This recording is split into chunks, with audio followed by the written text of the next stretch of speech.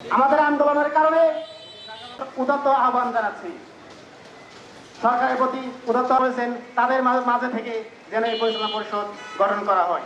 এই আহ্বান জানিয়েই আমি আমার কথা শেষ করছি। ওমাত বিকিল্লাহ বিল্লাহ। আসসালামু আলাইকুম রহমতুল্লাহ। আমাদের দেশকে আমরা আর হাইওয়ের চক্করে পড়ে বাংলাদেশে আর্থিকভাবে ইন্ডিয়ার ভাব সমস্ত এবং তারা ইন্ডিয়ার এই ব্যাংকের উপর কেন এত লোক এই টাকা পয়সা বিদেশ থেকে সব ইসলামী ব্যাংক সকল ব্যাংকে ধ্বংস করার চক্রান্ত করেছে।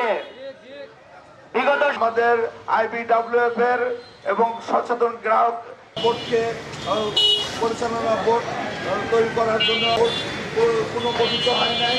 আমরা চাচ্ছি বাংলাদেশ ইসলামী ব্যাংক লিমিটেড এদেশের মানুষের জান মাল ইজ্জত নিরাপত্তার জন্য প্রতিষ্ঠিত করা হয়েছে। এদেশে এক শ্রেণীর লুটেরা এদেশে থেকে অর্থনীতিকে পাচার করে দেশকে দেউলিয়াতে পরিণত করেছে। ইসলামী ব্যাংক থেকেও প্রায় 2,00,000 কোটি টাকা এসালম পাচার করেছে।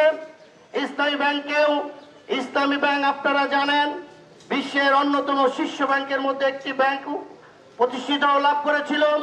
এই ইসলামী ব্যাংকের চলগানি ছিল ইসলামী ব্যাংক আমার ব্যাংক। সারা বাংলাদেশে প্রত্যেকটা জেলায় আমরা প্রতিবাদের জন্য রাস্তায় অবস্থান গ্রহণ করেছি।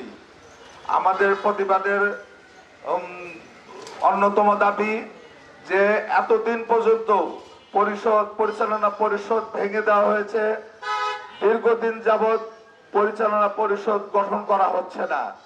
আমরা চাচ্ছি সেই পুরানো সৎ এবং ইসলামী শরিয়ার জ্ঞান সম্পন্ন লোকদেরকে নিয়ে একটা সৎ পরিচালনা পরিষদ গঠন করা হোক।